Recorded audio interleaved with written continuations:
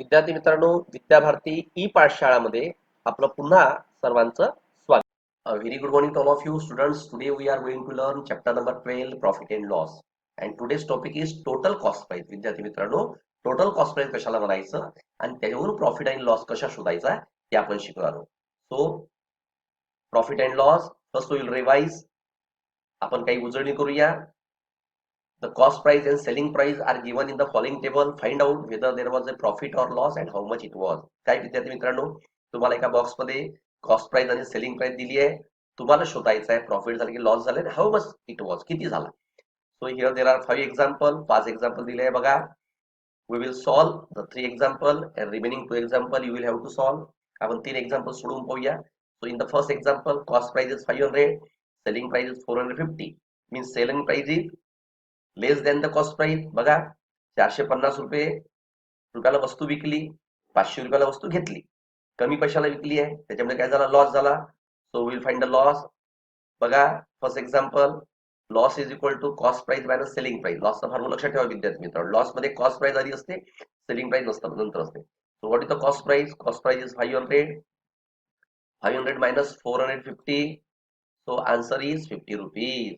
So in the first transaction there is a loss of 50 rupees. पहिल्या व्यवहारामध्ये 50 रुपयाचा loss झाला. Of the second example, cost price is 1200 and selling price is 1360. विद्यार्थी मित्रांनो, 1200 ला घेतली, 1360 ला विकली, जास्त पैशाला विकली ना, म्हणजे काय झालं, प्रॉफिट झाला. So we will find out the profit. Right on the formula of profit. Profit is equal to selling price minus cost price. विद्यार्थी मित्रांनो, प्रॉफिटच्या फॉर्म्युल्यामध्ये सेलिंग प्राइस आधी असते, कॉस्ट प्राइस नंतर असते, कारण प्रॉफिट तेव्हाच होतो सेलिंग प्राइस जास्त असते त्यावेळेस. So selling price is 1360 and cost price is 1200. 1360 minus 1200 is equal to how much profit? 160. So in the second transaction there is a profit of 160 rupees. त्यात मित्रांनो सेकंड ट्रान्झॅक्शन मध्ये 160 रुपयाचा फायदा झाला. Of the third example, here cost price is 723, म्हणजे 723 मध्ये वस्तू घेतली, सेलिंग प्राइस इज 760, 760 ला विकली, जास्त पैशाला विकली, म्हणजेच काय झालं, प्रॉफिट झालं. Now will have to find out the profit. Find profit शोधूया. प्रॉफिटचा फॉर्म्युला काय? Selling price minus cost price. Profit is equal to selling price minus cost price. चला, राईट, सेलिंग प्राइसच्या खाली विद्यार्थी म्हणून सेलिंग प्राइस लिहा, कॉस्ट प्राइसच्या खाली cost price. So in the third transaction 760 is the cost selling price. 760 काय? Selling price. तर ती इथे पाहिजे पहिल्यांदा. So 760 minus 723. So what is the answer? Answer is 37. So in third transaction there is the profit of 37. So in the first transaction loss of 50, second transaction profit of 160, in third transaction profit of 37. You will have to solve the remaining two examples. दोन example तुम्हाला solve करायचे आहे. Now we will learn the total cost price. विद्यार्थी मित्रांनो, आता आपण काय शिकणार? टोटल कॉस्ट प्राइस आणि याच्यावरून प्रॉफिट आणि लॉस कसा शोधायचा तो आपण शिकूया. ठीक आहे. So what is mean by total cost price? So observe the first example. At Diwali in a certain school they undertook a design a diya project. ठीक है.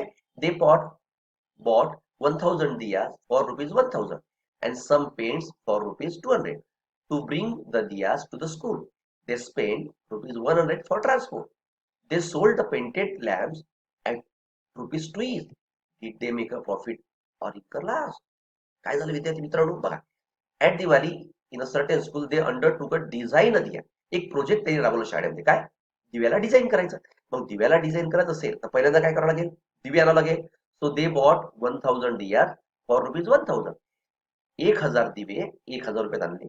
आणि इतके मोठे दिवे आणायचे असेल तर त्याला काही ट्रान्सपोर्टिंगचा खर्च लागेल, सोबत पेंट पण लागेल, कारण काय, प्रोजेक्टचं नाव काय, डिझायनिंग दिया, म्हणजे दियाला आपण डिझाईन पण करायचं आहे. So some paint for rupees 200. त्याने 200 रुपयाचा पेंट आणला. To bring the diyas to the school they spend rupees 100 for transport. आणि ते दिवे पूर्ण शाळेत आणण्यासाठी 100 रुपये ट्रान्सपोर्टसाठी खर्च केले, आणण्यासाठी. They sold the painted lamp at rupees 2. मग त्यांनी पेंट केलेले दिवे 2 रुपयात एक असा विकला. Did they make a profit और लॉस? त्याला प्रॉफिट झाला की लॉस झाला? ठीक आहे. आपल्याला दोन गोष्टी माहित पाहिजे विद्यार्थी मित्रांनो. त्यांना दिवे किती मध्ये पडले, पेंट केल्यानंतर, ट्रान्सपोर्टचा खर्च केल्यानंतर, आणि विकले किती मध्ये. या दोन गोष्टी माहित झाल्या तर आपण काढता येते. बघा बघा, दिवे आणले किती, रुपीज 1000 मध्ये 1000 दिया, त्याच्यासाठी काही पेंट आणला, पेंट किती आणला बघा 200 रुपयाचा. देन बघा दिवे रंगवले, त्याच्यानंतर ट्रान्सपोर्टसाठी किती खर्च केला बघा 100 रुपीज. ठीक आहे, तर दिव्यानाला आपला खर्च लागेल की नाही. आता बघा विद्यार्थी मित्रांनो, एवढ्या रुपयात दिवे घेतले, हा पेंटचा खर्च आणि हा खर्च कशाचा आहे ट्रान्सपोर्टचा. हे दोन खर्च या पहिल्या खर्चात मिळवल्यानंतर, कॉस्ट प्राइस मध्ये मिळवल्यानंतर जो मिळेल that is called total cost price.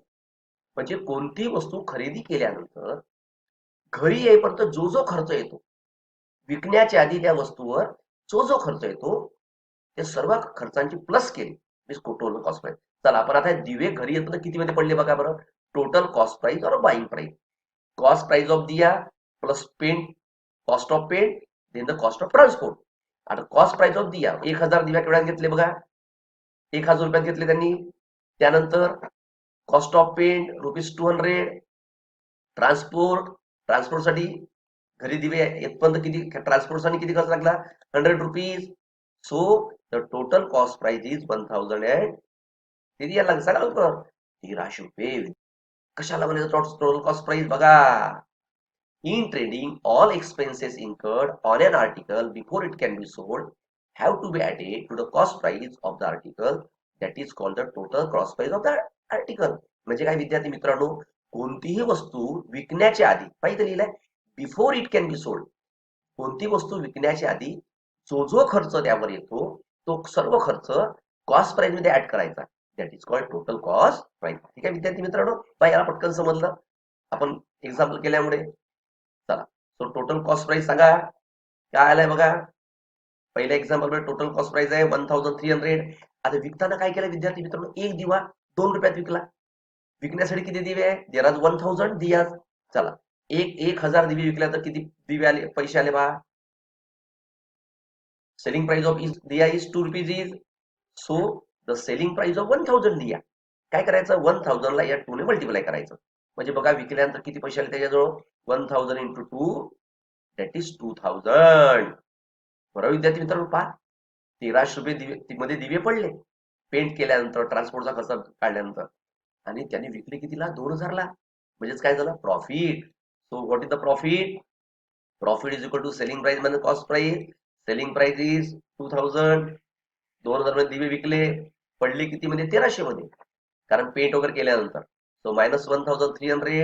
So 2000 minus 1300, there is the 700. So in this transaction, there is a school made a profit of ₹700. विद्यार्थी मित्रांनो, शाळेला 700 रुपयाचा फायदा झाला. पेंट करून दिवे विकले का नाही, त्याच्यामुळे जास्त पैसे. ऑब्झर्व झाला तर एक्झाम्पल बघा.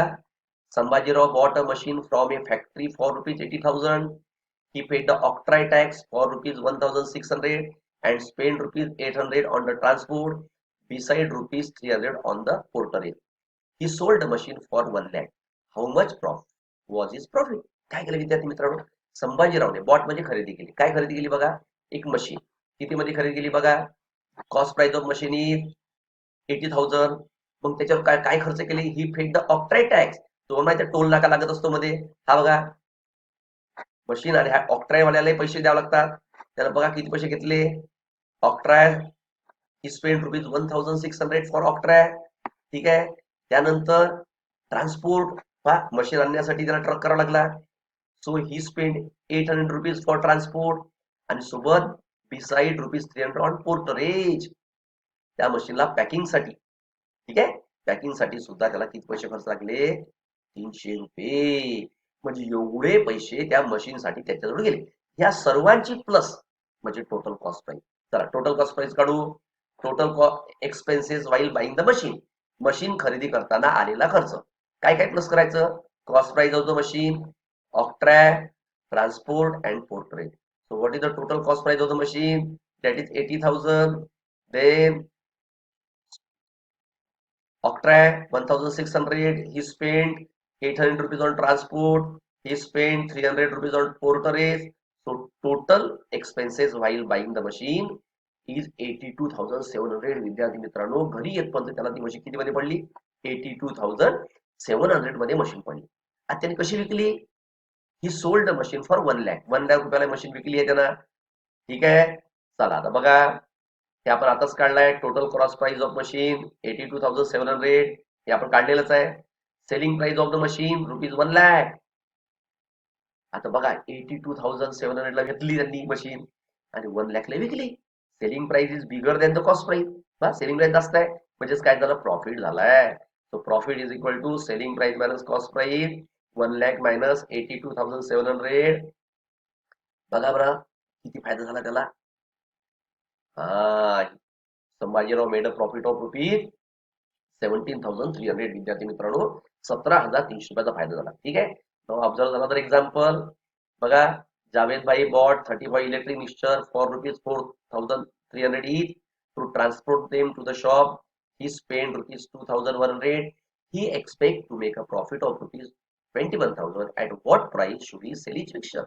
विद्यार्थी मित्रांनो, जावेद भाईने 35 मिक्सर घेतले. ठीक आहे. पक्षीने आता बघा काय केलं त्यांनी, त्याच्यात किती मध्ये घेतला, ₹4,300 each. एक मिक्सचर 4,300 रुपयाला घेतला. बघा cost price of one mixture is ₹4,300. आता हे किती घेतले मिक्सचर, 35.